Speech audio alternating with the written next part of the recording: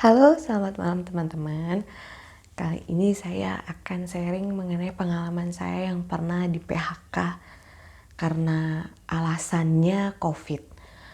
Untuk alasan ya perusahaan bisa mengeluarkan karyawannya dengan berbagai macam alasan apapun untuk mengeluarkan karyawan, termasuk juga karyawan juga bisa mengundurkan diri dengan alasan apapun juga. Saya belajar mengenai beberapa hal dalam kasus saya di PHK ini. Yang pertama, saya mempelajari bahwasannya menerima berbagai macam sifat dari pemimpin. Ada pemimpin yang tipenya membanding-bandingkan dengan alasan motivasi, seperti itu. Jadi saya punya kelemahan, kemudian dibandingkan dengan karyawan yang sesuai ideal dengan pemimpin tersebut. Itu tidaklah salah. Tapi dari situ saya belajar bahwa ketika saya di PHK, saya semakin menyadari bahwasannya penting mengupgrade diri mungkin dalam berjualan atau dalam misalnya saya sedang belajar public speaking saat ini, termasuk saya berani untuk berbicara di YouTube ini, saya juga masih belajar. Jadi mohon maaf ya selama video saya terbata-bata atau misalnya saya masih banyak itu saya jujur aja saya masih belajar public speaking oleh penulis dan public speaking Bapak Agung WB. Kemudian yang kedua, pengalaman saya dari di PHK tersebut adalah saya menyadari bahwasannya ketika kalian memang lemah dalam satu tim, kalian sudah harus siap menerima konsekuensi untuk dalam bahasa saya diasingkan seperti itu. Tetapi saya bukan korban, saya menerima bahwasannya ya memang saya tidak bisa menjadi kuat menurut versi mereka, seperti itu. Kemudian yang ketiga, saya jadi mempelajari bahwasannya hanya diri sendiri yang mampu menerima kekurangan dan kelemahan kita. Biarpun ada orang yang membanding-bandingkan kita, tidak puas dengan cara kerja kita, tetapi tetaplah bekerja dengan totalitas tanpa mempedulikan hasil apapun. Jadi di sini saya ingin menyampaikan bahwasannya di dunia pekerjaan tuh banyak banget tipe teman, tipe bos, atau tipe senior dan junior, itu banyak banget. Jadi yang saya mau ceritakan ini beberapa bulan kemarin yang saya mengalami PHK itu adalah jadi teman saya ini dekat dengan bos saya dan memang hanya mendengarkan satu sudut pandang saja tanpa mendengarkan saya. Di sini yang jelas saya sudah mengajukan atau mengajak diskusi dan mengajak komunikasi asertif. Komunikasi asertif versi saya adalah saya itu berbicara kepada bos saya, Pak, Bu, kesalahan saya di mana? Seperti itu. Ketika beliau tidak bisa menjelaskan, nah di situ akan terjadi perdebatan dan saya tipe orang yang kritis. Maksudnya ketika seseorang itu tidak suka kepada saya, kemudian berlaku yang menurut mereka nyaman, padahal menurut saya tidak nyaman. Kemudian saya bertanya, kesalahan saya di mana? Dan rata-rata mereka tidak bisa menjawab.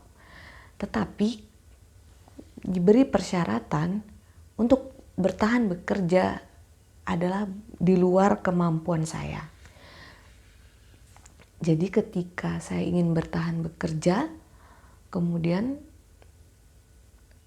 diterima, tetapi harus melalui persyaratan yang tidak masuk di logika saya. Misalnya saja saya harus memiliki motor selama 3 bulan, padahal waktu itu posisinya saya ngekos. Nah, jadi di sini saya belajar untuk berdamai bahwasannya keadaan orang lain itu tidak akan pernah sesuai dengan harapan saya.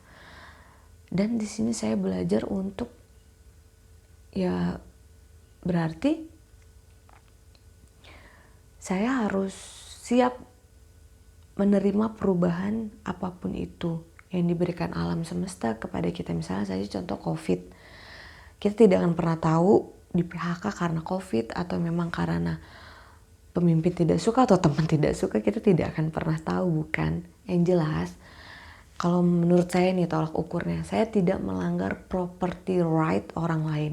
Misalnya saya tidak mencuri, saya tidak merugikan perusahaan, dan saya bebas memilih keyakinan apapun yang menurut saya nyaman. Dan ketika itu juga saya jujur dan saya harus siap konsekuensinya pada saat itu juga. Pelajaran berharganya banyak sekali. Termasuk saya harus siap menerima penolakan dari teman yang dekat sama saya seperti itu. Dan saya berada di posisi yang bukan berarti saya korban, mereka pelaku, tidak. Saya belajar untuk ketika saya atau kalian sudah totalitas dalam bekerja, dalam pekerjaan apapun, selagi tidak merugikan orang lain, teman-teman kalian, perusahaan dan pimpinan, go ahead, tetap lakukan apa yang menurut kalian baik dengan totalitas. Dan di mana ada perubahan di luar dari kendali kita yang memang sudah seharusnya terjadi demi keseimbangan di kehidupan kita, belajarlah untuk menerima dan berdamai, sehingga penerimaan yang besar akan memunculkan pemaafan dari dalam diri secara alamiah. Saya berterima kasih pada Februari lalu untuk orang-orang